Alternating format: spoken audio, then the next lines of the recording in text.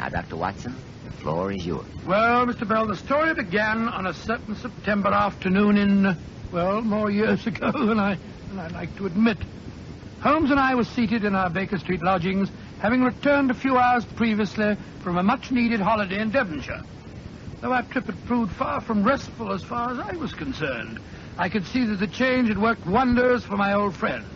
There was a distinct touch of colour in his usually pale face, and I knew by the sparkle in his eye that he was happy to be back in harness, as he sat there skimming through the letters that had accumulated during his absence.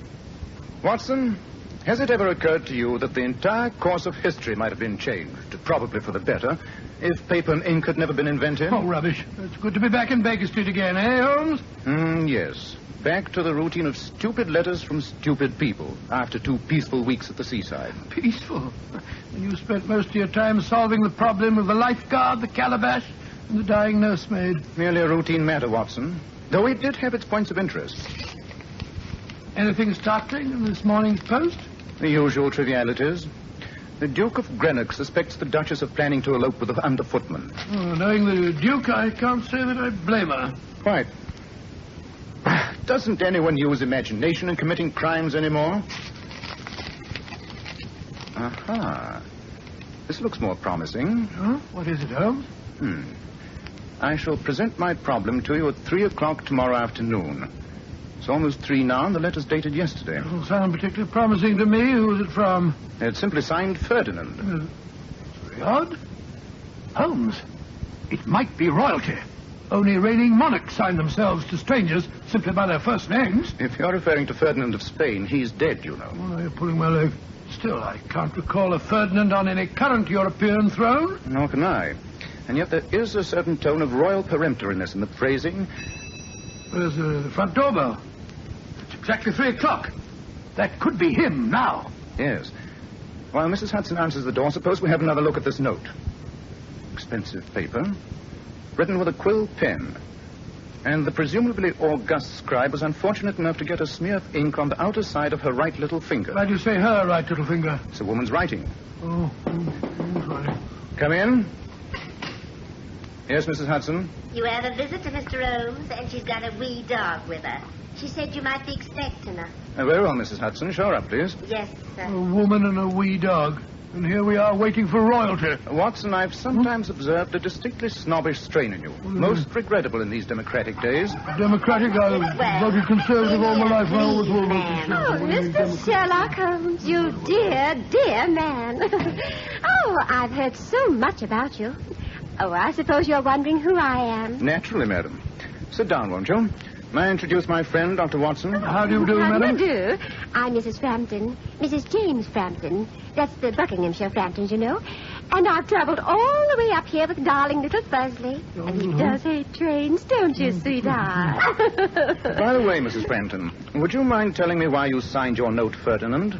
Why, Mr. Holmes, whatever makes you think I wrote your note? Among other things, the slight trace of an ink stain on your right little finger. Oh, dear. It's so simple when you explain it, isn't it? Quite. Well, since you're so clever, I did write that note, but only because Ferdinand here asked me to. What? Yes, the darling dictated it all by himself. He said, and I wrote it all down for him. What a ball is that dog writing notes? Don't you think, Mrs. Frampton, that if your dog has any problems, a veterinary surgeon would be the logical person to consult? Oh, dear, now you've upset him. He's so terribly sensitive. Dr. Watson, I wonder if you'd mind taking him out for a little walk. Who, me? Yes. I'd much rather he was out of the way when I tell Mr. Holmes about him. He's so human, you know. I'm quite sure he understands every word I say. Oh, please, Dr. Watson. Oh, really, madam, I don't Come, think... Watson. Can't you see the little fellow's dying for some air? I think a little walk would do you both Oh, good. it's all very well. Very well. Come along, you little little fellow. Come on. And now, Mrs. Frampton, may I ask what has brought you to see me? Well, Mr. Holmes, 2 weeks ago, one of Ferdy's gold collars was stolen. And a week after that, he was sent back to me with a very strange note. You have the note with you? Yes, it's here in my purse. Put your hands up, Mr. Holmes. Well, That's right. do you mind pointing that revolver another way, Mrs. Frampton? I have no intention of pointing it another way.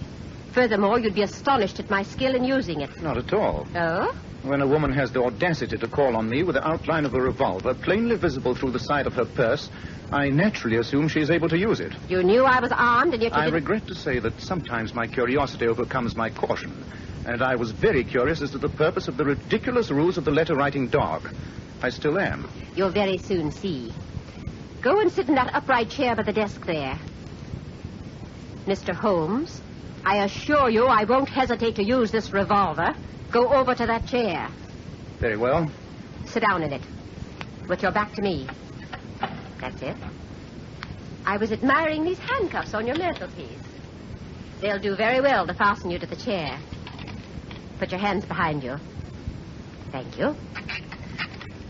What's the game, Mrs. Frampton? Daylight robbery? Yes.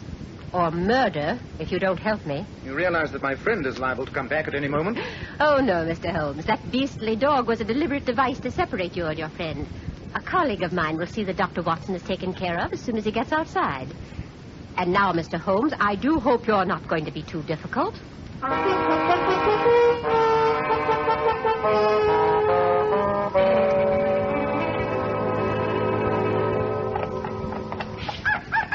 Come along, you stupid creature. You don't have to sniff every... Come on.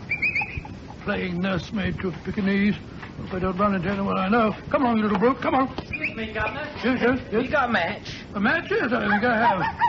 Oh, you're half a nice little dog, Governor. What's his name? His name? Never mind. You come here now. Why, you scoundrel, put down that piece of lead pipe. Get out from under my feet, you nasty dog, you. You would you? Oh, blimey, Governor, you nearly broke my arm.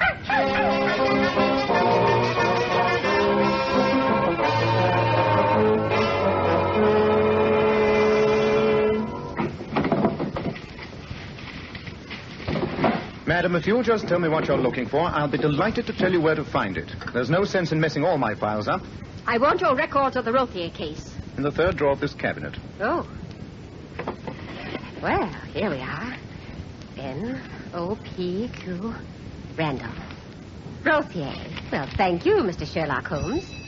Ah, there's the rescue party. But it can't be Dr. Watson. Alfie was to take care of him. Dr. Watson has resources that might surprise you. Sometimes they surprise even me. Well, I've got what I came for. Holmes, I had the most amazing experience. Yes, you were set upon by a ruffian in the street. Fellow asked for a match and then... Oh, how did you know? Elementary, my dear Watson. Huh? Now, please get the key off the mantelpiece and unlock these handcuffs. Good heavens. Who trussed you up like that? Mrs. Frampton, at revolver point. You see? If you hadn't made me go out with that silly little dog, She would never have revealed her purpose in coming here.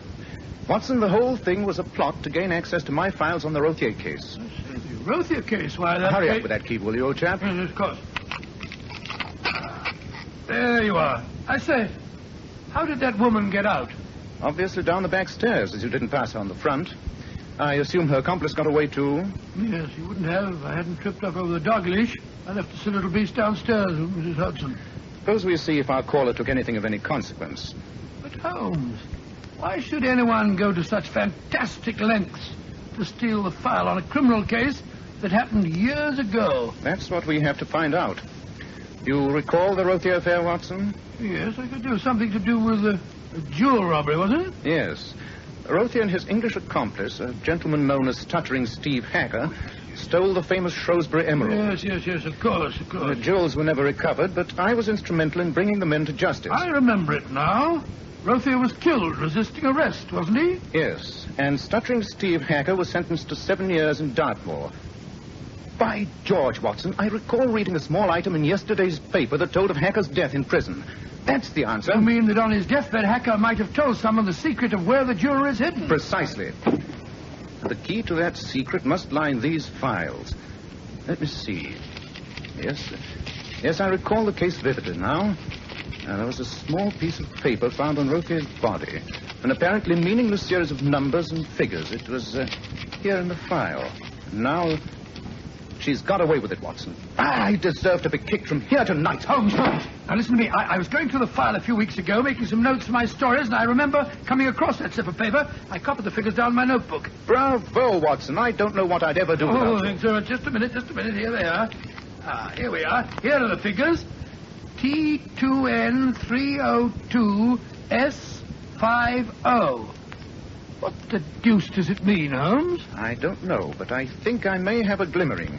Get your coat and hat, old chap. The game's afoot. Where are we going? To Scotland Yard. And then I hope we'll be on the track of the Shrewsbury Emeralds.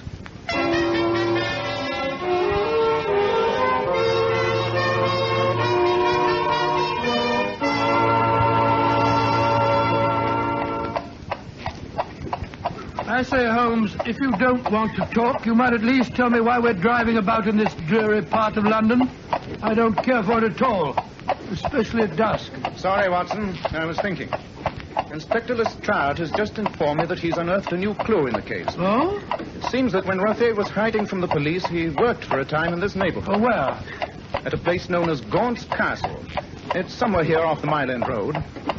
Apparently it's a sort of museum, run by a certain eccentric man named Jezra Gaunt. Its main claim to distinction is that it contains a catacomb. Or, to be precise, several catacombs. Extraordinary thing. An ideal place to hide stolen jewels, I'd say. Catacombs? Here in London? Impossible. Not at all, Watson. But I thought they were vast underground tombs only found in Italy. Now, these are reputed to be reproductions of the early catacombs of Rome. Good gracious me. Apparently, Mr. Gaunt found these deep underground caverns some years ago, and their natural contours made it possible for him to convert them into a modern counterpart of the Italian ones. All right, cabby, this is the place. Righto, Governor. Here you are. Keep the change. Thank you, Governor. Come on, get up. So this is Gaunt's Castle. Frightening looking place. Like a prison. It's getting dark. Why can't we come back in the morning, Holmes? I think there's somebody watching us through the peephole in the door. Yes, there would be. Uh-huh. He's opening it. Good evening, gentlemen. You're late. I was just locking my museum up for the night. You're Mr. Jezra Gaunt? Yes, sir, at your service. My name is Sherlock Holmes, and this is my friend, Dr. Watson. How do you do, Mr. Gaunt? Mr. Holmes and Dr. Watson? Well, this is a great honor. Please step inside, gentlemen. I'll turn the gas up. There. I hope you'll find the castle, as I call it, interesting. Mr. Gaunt, time is vitally important. Some 3 years ago, you had a man working for you as a laborer. His name was Rothay. I can't recall any man of that name, Mr. Holmes. He was a Frenchman, Mr. Gaunt. Does that mean anything to you? Oh, I'm sorry, but in this part of London there are many foreigners, and many of them have worked for me. But, This man Rothay was a jewel thief. He is known to have hidden some very valuable emeralds, and it seems quite possible he may have hidden them here. Dear me. Stolen jewels in my catacombs, Mr. Holmes? Oh, no, I want you to give us your permission to deduct a detailed examination of your caves and to take some measurements. Yes, of course. What an extraordinary coincidence. Coincidence? Yes. A man and a woman were here a little while ago. I didn't pay much attention to them as they entered, but I happened to observe them later in the catacombs. They were taking measurements. By Jove, Holmes. Go on, Mr. Gaunt. When they saw I was watching them, they were very evasive and left after a few moments. Until you mentioned taking measurements, the whole incident seemed unimportant. It was far from unimportant, Mr. Gaunt. They're desperate. We must work fast. May we start our search at once? Well, of course, of course. I'll go and light the gas. Extraordinary business. Holmes, Mrs. Frampton, that accomplice who attacked me, must have come here straight from Baker Street. Yes, and they'll be back. Probably tonight. It's a race against time. Well, so far they apparently haven't succeeded in deciphering the code. And neither have we. Watson, it's a battle of wits. Oh, really? They won the first round. Let's hope we can win the second.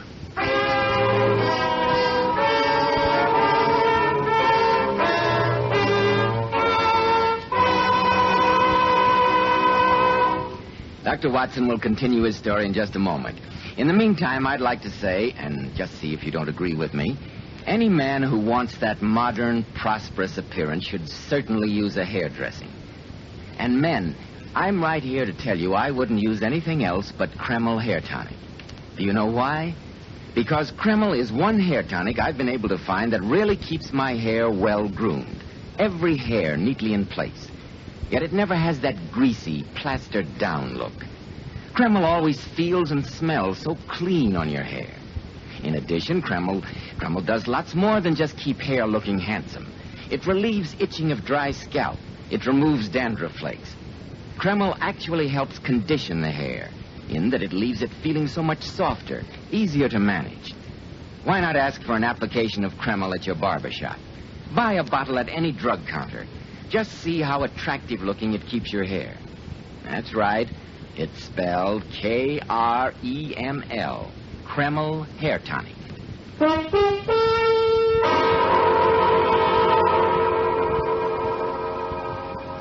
Well, Dr. Watson, how did you and the great Sherlock Holmes make out when you explored the underground caves? For that first hour, we searched that strange place exhaustively without finding a clue.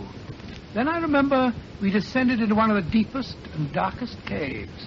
Must have been a weird picture as we stood there, our voices echoing hollowly. A vast black chasm yawning in front of us, and a feeble flicker of gaslight throwing a pool of light on the piece of paper which Holmes held in his hand.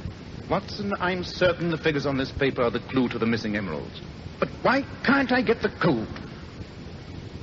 T2N3O2S50. They might be pacing directions. Obviously, but beginning where? I don't know, but 2N could be 2 places north.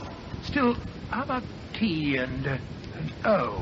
The T being the first letter is presumably the starting point. But what does it stand for? But, of course, here's the answer. Look here on the wall. You mean that colored tablet? Yes, it's a common early Christian symbol known as St. Anthony's cross, and it's also the Greek letter T. This is our starting point. T is the first letter in this code. Then comes 2N. Let's try it. 2 paces north. So. Then comes the letter O. It could mean 0. Yes, it could, old chap, or it might be... No, I had it. Remember that Routhier was a Frenchman. What's that got to do with it? The French word for west is ouest, spelled O-U-E-S-T. French compasses have an O where ours have the W. 2 paces north, 3-O, 3 paces west. See if Gaunt will lend us a spade, Watson, dear chap, will you? We're getting warm. We're getting decidedly warm.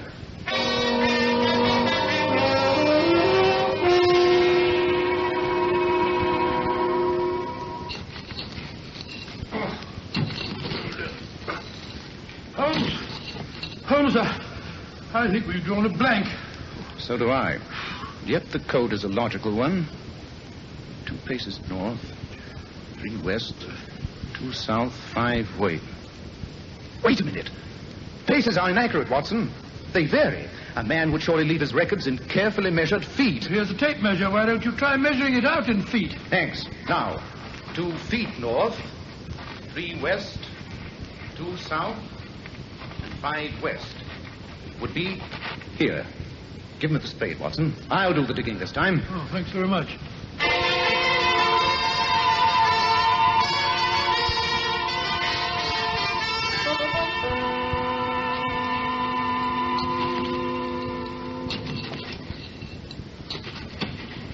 Holmes, if you dig any deeper, you'll come out in Australia. And yet I know we're basically on the right track. What an unmitigated idiot I am. Watson, look on the other side of this tape measure. What's on it? It's marked in meters. Routhier was French. Now we have the answer, Watson. 2 meters north, 3 west, 2 south, and 5 west. Give him the spade again. Here. If I'm wrong this time, I'll retire from my profession. What's that? It's a metal box. Watson, unless I'm very much mistaken, we've found the Shrewsbury Emerald. Great Scott! Box is a little tarnished, a little rusty, but its contents are undamaged. Look at these emeralds, Watson. Aren't they exquisite? In this gaslight, they look just like liquid jade. Quite a poet, aren't you, Dr. Watson? Oh, hello, Mr. Gaunt. You quite startled me. We've found the treasure. I'm so glad, gentlemen. You've done the hard work for us. Look out, Watson, it's a trap. Come back here, Holmes. Drop that revolver, Gaunt. I missed your friend, Dr. Watson, but I won't miss you. Stand where you are. In any case, Mr. Holmes can't get away. Fortunately for us, he's run into a cave from which there is no exit. Gertrude, Alfie. Here we are. Did you find it, Joseph? Yes, my dear. Clever of them, wasn't it? I doubt whether we could have solved the code without their help. Scoundrels, I wish I'd get my hands on you. Dr. Watson, surely you're in no position to threaten. The 3 of us are armed, and your friend can't help you. Mr. Sherlock Holmes, come out of that cave with your hands up.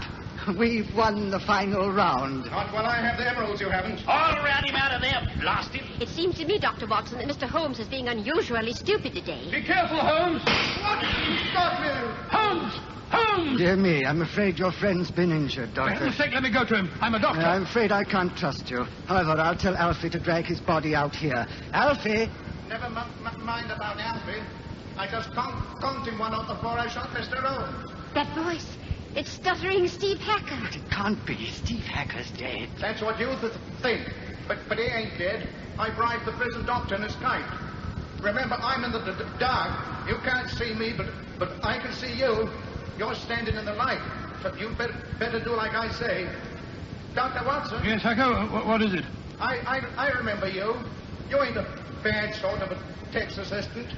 I trust you more than these rats. If you don't want me to shoot, you'd better drop your revolvers at Dr. Watson's feet. I'll trust him. Go on. Drop them. You better do as he says. I think he means business. All right, Hacker. Here. Now yours, Gertrude. There. Pick him up, Dr. Watson. I've got him. Splendid, Holmes. Then hand me one. But Holmes, where's Steve Hacker? Aside from the fact that he's dead, I've no idea, old chap. I took the liberty of impersonating him, or rather his ghost, temporarily. You shot Alfie. Certainly. He was about to shoot me.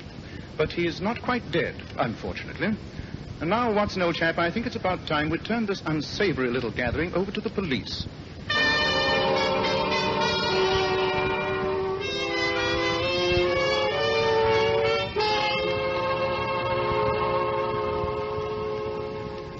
Watson, it's rather pleasant to be back in Baker Street. It's been a tiring day. You know, Holmes, the way you imitated Stuttering Steve Hacker was amazing. Oh, thanks awfully, old chap. Hold on at all. You had them completely fooled. Of course, I saw the whole thing immediately. Oh, of course. You're very clever, though. You shot Alfie and then faked your own wounded groans. Yes. Easy, whatever. It was remarkably effective. And Alfie's subsequent confession confirmed my suspicions. Hacker, ill and afraid of dying, talked with Alfie during his recent stay in Dartmoor and told him to find the booty and share it with Hacker's wife. But Alfie, as soon as he was released from prison and thinking Hacker dead, decided to get it all for himself and his accomplices. As pretty a tangle of criminality as I ever ran into. Perhaps your return to practice won't be as dull as you think. Come in. Excuse me, Mr. Holmes, but about the dog. Dog? What dog? The nice, sweet fella the lady brought this afternoon. He's still downstairs. I gave him a bath and a nice big beef bone. Now, what do you want me to do with it? An intriguing problem. Let me see now. He's been cooped up a long time. Oh, here it comes. I think it'd be an excellent idea if Dr. Watson took him for a nice walk. Nice walk, but Holmes, I'm very tired. I don't want Oh, to come, very Watson. long. Remember, he's quite a remarkable animal. He wrote a letter. Take him for a walk. He convinced you that he was royalty and then undoubtedly saved your life. I think you owe him a little consideration, don't you? Oh, well, of course, if you put it that way, I suppose we've got to...